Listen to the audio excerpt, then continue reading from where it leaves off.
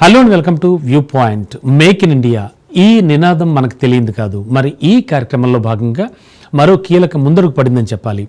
భారత వైమానిక దళంలో కీలకంగా వ్యవహరిస్తున్నటువంటి రాఫెల్ యుద్ధ విమానాల తయారీకి సంబంధించి టాటా అడ్వాన్స్డ్ సిస్టమ్, ఫ్రాన్స్కి చెందిన రాఫెల్ మాతృ సంస్థ అయిన డసో ఏవియేషన్ సంస్థల మధ్య కీలకమైన ఒప్పందం ఒకటి కుదిరింది.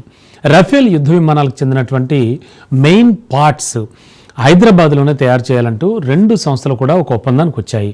రాఫెల్ ఎయిర్ క్రాఫ్ట్ విడిభాగాలు ఫ్రాన్స్కు వెలుపల తయారు కావడం ఇదే ఫస్ట్ టైం అని చెప్పచ్చు.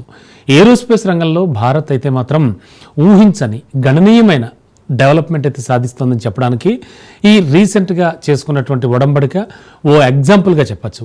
హైదరాబాద్లో ఉన్నటువంటి టీఏఎస్ రఫేల్ ప్రధాన భాగాలను తయారు చేస్తుంది. 2028 ఆర్థిక సంవత్సరం నాటికి ఎయిర్ క్రాఫ్ట్ విడిభాగాల ఉత్పత్తి కానీ యుద్ధ విమానాల తయారీలో మరింత వేగం పెంచడానికి ఈ ఒప్పందం అయితే దోహదపడనుంది. 2028 ఆర్థిక సంవత్సరం నాటికి ఎయిర్ క్రాఫ్ట్ విడిభాగాలను ఉత్పత్తి చేసే లక్ష్యంతోనే టాటా అడ్వాన్స్ సిస్టమ్ సంస్థ ఏర్పాటు చేయనుంది. నెలకు 2 ఫ్యూజిల్లేజ్లు ఉమ్మడి సంస్థ అందించనుంది. అలాగే సైనిక అవసరాలను తీర్చడానికి ఇది పూర్తిగా ఉపయోగపడుతుంది. అంతేకాదు భారత్లో తమ ప్రొడక్ట్స్ని బలోపేతం చేయడంలో ఇది ఒక నిర్ణయాత్మక అడుగని Dassault Aviation chairman and CEO Eric Trappier కూడా వెల్లడించారు.